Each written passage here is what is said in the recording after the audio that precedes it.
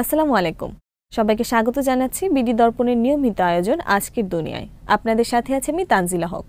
চলুন জেনে নেওয়া যাক সারা দুনিয়ায় এ পর্যন্ত ঘটে যাওয়া প্রধান খবরগুলো। গাজা যুদ্ধবিরতি ও বন্দি বিনিময় চুক্তির আওতায় প্রথম দফার পঞ্চম কিস্তি বন্দি বিনিময় হচ্ছে শনিবার। এদিন ৩ ইসরায়েলি বেসামরিক নাগরিককে মুক্তি দেওয়ার কথা হামাসের। বিনিময়ে ১৮৩ জন ফিলিস্তিনি মুক্তি পাচ্ছেন ইসরায়েলি কারাগার থেকে। প্যালেস্টাইনিয়ান প্রিজনার্স ইনফরমেশন অফিসের বরাত দিয়ে আল মাইদিন জানিয়েছে, শনিবার মুক্তিপ্রাপ্তদের মধ্যে ১৮ জন রয়েছে যাবজ্জীবন সাজাপ্রাপ্ত। এছাড়া ৫৪ জন আছেন যারা দীর্ঘমেয়াদে সাজা ভোগ করছেন।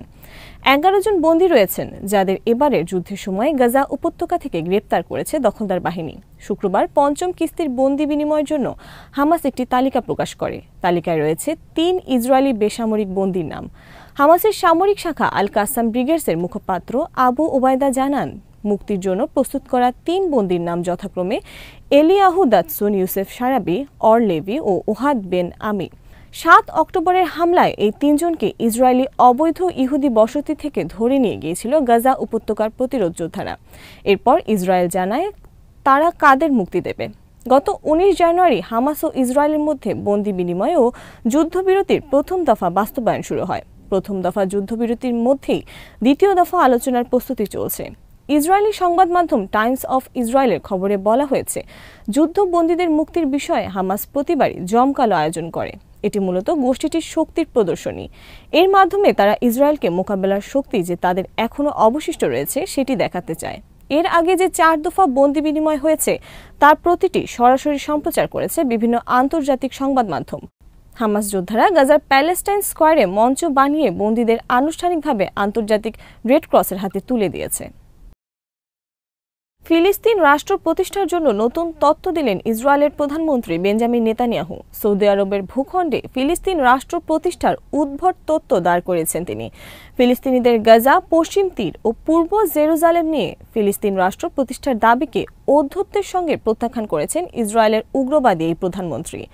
ইসরায়েলের ডানপন্থী সংবাদ মাধ্যম চ্যানেল 14কে দেওয়া এক সাক্ষাৎকারে নেতানিয়াহু দাবি করেন, ফিলিস্তিনিদের রাষ্ট্র প্রতিষ্ঠা করতে দেওয়ার মতো যথেষ্ট জায়গা আছে সৌদি আরবে। তিনি বলেন, সৌদি কর্তৃপক্ষ সৌদি আরবে একটি ফিলিস্তিন রাষ্ট্র প্রতিষ্ঠা করতে পারে, সেখানে তাদের অনেক ভূমি আছে।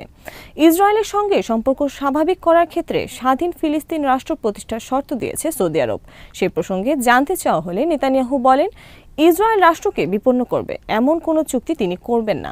নেতানিয়াহু বলেন, বিশেষ করে ফিলিস্তিন রাষ্ট্র তো নয়, একটি ফিলিস্তিন রাষ্ট্র ছিল, এটিকে গাজা বলা হতো।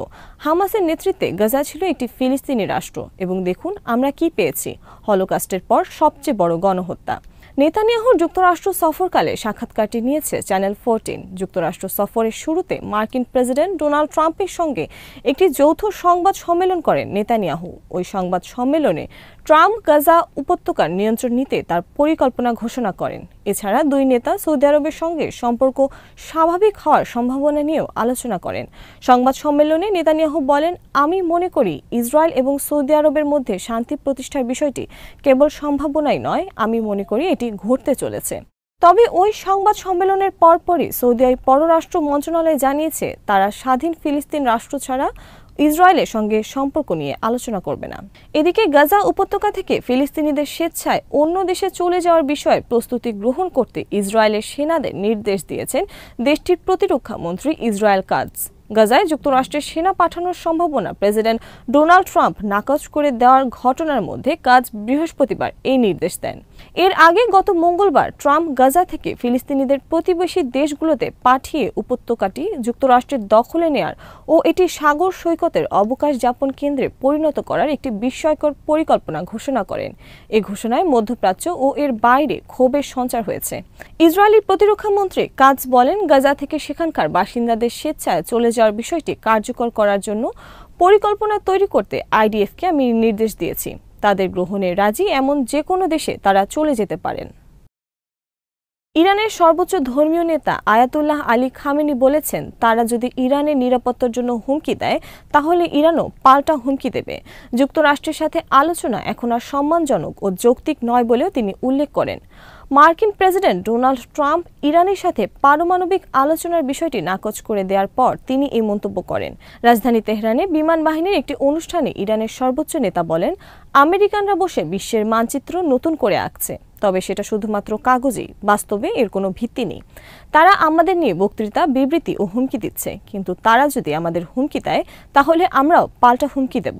তারা যদি তাদের হুমকি অনুযায়ী কাজ করে তাহলে আমরা আমাদের হুমকি অনুযায়ী কাজ করব। খামেনি বলেন, যুক্তরাষ্ট্র যদি আমাদের জাতীয় নিরাপত্তা নষ্ট করে তাহলে কোনো সন্দেহ নেই যে আমরাও একই ধরনের ব্যবস্থা নেব।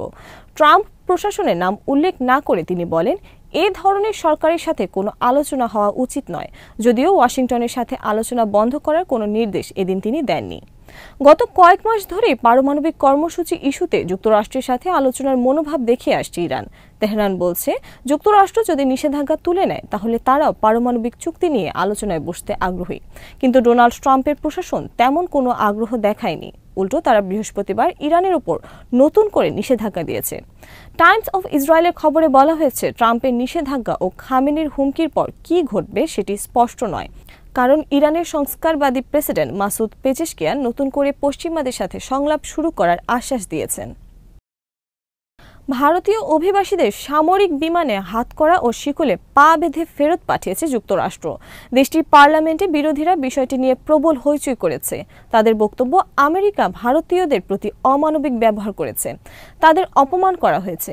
এসব সমালোচনার জবাবে ভারতীয় পররাষ্ট্রমন্ত্রী এস জয়শঙ্কর বলেছেন, যুক্তরাষ্ট্রে ইমিগ্রেশন ও কাস্টমস এনফোর্সমেন্ট বা আইসিই কর্তৃপক্ষ অভিবাসীদের ফেরত পাঠায়, যেখানে স্ট্যান্ডার্ড অপারেটিভ প্রসিডিওর আছে। 2012 সাল থেকে তা চালু আছে, সেখানে এই কড়াকড়ির কথা বলা হয়েছে। জয়শঙ্কর জানিয়েছেন, আইসিই তাকে জানিয়েছে নারী ও বাচ্চাদের হাতকড়া বা শিকল পরানো হয়নি। অন্যদেরও খাবার সময় বা টয়লেটে যাওয়ার সময় বাঁধনমুক্ত করা হয়েছিল। জয়শঙ্কর আরও বলেছেন, অবৈধ নথিহীন ভারতীয়দের ফেরত পাঠানোর ঘটনা নতুন নয়। 2009 থেকে গত 15 বছরে 15,756 জন ভারতীয় অভিবাসীকে ফেরত পাঠিয়েছে যুক্তরাষ্ট্র। অবশ্য কংগ্রেসের পার্লামেন্ট সদস্য মানিকরাম ঠাকুর বলেছেন, এই ঘটনা ভয়ঙ্কর ও লজ্জাজনক। আমেরিকা এমনভাবে ভারতীয়দের ডিপোর্ট করেছে দেখে মনে হচ্ছে তারা অপরাধী। এটা অমানবিক ও মেনে নেওয়া যায় না। কংগ্রেসের আরেক এমপি শশী থারুরের মতে, বেআইনিভাবে যুক্তরাষ্ট্রে ঢুকলে তাদের ডিপোর্ট করার অধিকার যুক্তরাষ্ট্রের আছে, কিন্তু যেভাবে তারা ডিপোর্ট করেছে তা মেনে নেওয়া যায় না। সামরিক বিমানে হাতকড়া, পায়ে শিকল বেঁধে ভারতীয় ফেরত পাঠানো ভারতীয়দের প্রতি অপমান। তৃণমূল কংগ্রেসের এমপি সাকেত গোখলে বলেছেন, আমরা বিশ্বের 5ম সবচেয়ে বড় অর্থনীতির দেশ। কলম্বিয়ার মতো ছোট দেশ পর্যন্ত অভিবাসী ভর্তি সামরিক বিমান তাদের দেশে নামতে দেয়নি। তারা মর্যাদার সঙ্গে অভিবাসীদের দেশে ফেরাচ্ছে। সেখানে ভারত সরকার কি করছে? দ্বিতীয় মেয়াদে প্রেসিডেন্ট হিসেবে দায়িত্ব নিয়ে হোয়াইট হাউসে বসার পর ইরানের বিরুদ্ধে প্রথম নিষেধাজ্ঞা আরোপ করলেন ডোনাল্ড ট্রাম্প। ইতিমধ্যে দেশটির উপর তিনি সর্বোচ্চ চাপ তৈরি করার উপরে জোর দিয়েছেন। যুক্তরাষ্ট্রের রাজস্ব বিভাগ বৃহস্পতিবার নিষেধাজ্ঞা আরোপের এই ঘোষণা দিয়েছে। রাজস্ব বিভাগ বলেছে, তেহরানের তেল নেটওয়ার্ক এই নিষেধাজ্ঞার লক্ষ্য। ট্রাম্পের পূর্বসূরি জো বাইডেনের সময় মার্কিন নিষেধাজ্ঞার কবলে থাকা কোম্পানিগুলোর সঙ্গে সংশ্লিষ্ট বিভিন্ন প্রতিষ্ঠান, জাহাজ ও ব্যক্তিবিশেষ নতুন আরোপিত এই শাস্তিমূলক ব্যবস্থার আওতায় পড়বে। ইরানের ওপর আগে থেকে আরোপিত নিষেধাজ্ঞাসমূহ কার্যকর করতে নিয়মিতভাবে এরকম পদক্ষেপ নিয়ে থাকে যুক্তরাষ্ট্র। মার্কিন রাজস্ব মন্ত্রী স্কট বেসেন্ট এক বিবৃতিতে দাবি করেন, ইরান সরকার তার তেলের রাজস্ব থেকে সুবিধা আদায় করার ওপর মনোযোগ দিয়ে চলছে, যার লক্ষ্য হল নিজস্ব পারমাণবিক কর্মসূচির উন্নয়নে তহবিল জোগাড় করা, প্রাণঘাতী ব্যালিস্টিক ক্ষেপণাস্ত্র ও ড্রোন তৈরি এবং নিজের আঞ্চলিক সন্ত্রাসী প্রক্সি গোষ্ঠীগুলোকে সমর্থন প্রদান। বেসেন্ট বলেন, এসব অতৎপরতায় অর্থায়ন নিশ্চিত করার ইরানের যে কোনো চেষ্টা জোরালোভাবে ঠেকাতে যুক্তরাষ্ট্র প্রতিশ্রুতিবদ্ধ। ইরান দীর্ঘদিন ধরে তার তেল খাতের বিরুদ্ধে নিষেধাজ্ঞা ও রপ্তানি আটকে দেওয়ার চেষ্টাকে জলদস্যুতা বলে প্রত্যাখ্যান করে আসছে। অন্যদিকে মার্কিন রাজস্ব বিভাগ বলেছে, চীন, ভারত, সংযুক্ত আরব আমিরাত সহ বিভিন্ন দেশের ব্যক্তি ও প্রতিষ্ঠানও তেহরানের উপর আরোপ করা নিষেধাজ্ঞার আওতায় পড়বে। এই নিষেধাজ্ঞা আরোপের দুদিন আগে ডোনাল্ড ট্রাম্প ইরানের উপর চাপ আরো বৃদ্ধি করতে এক নির্বাহী আদেশে সই করেন। প্রথম দফায় যুক্তরাষ্ট্রের প্রেসিডেন্টের দায়িত্ব পালনকালে ট্রাম্প ইরানের সঙ্গে 6 বিশ্বশক্তির সই হওয়া পরমাণু চুক্তি থেকে তার দেশকে সরিয়ে নেন। এরপর থেকেই তেহরানের উপর ক্রমাগত চাপ তৈরি করে চলেন তিনি। পরিচিত বহুপক্ষীয় চুক্তিটি 2015 সালে স্বাক্ষর করা হয়েছিল। চুক্তিতে ইরানের পরমাণু কর্মসূচিকে এগিয়ে না নেওয়ার বিনিময়ে দেশটির উপর থেকে অর্থনৈতিক নিষেধাজ্ঞাগুলো তুলে নেওয়ার কথা বলা হয়। আজ এখানে শেষ করছি। সবাই ভালো থাকুন, সুস্থ থাকুন আর দেখতে থাকুন বিডি দর্পণ। চ্যানেলটি ভালো লাগলে সাবস্ক্রাইব করুন। সংযুক্ত থাকুন আমাদের ফেসবুক পেজে। আল্লাহ হাফেজ।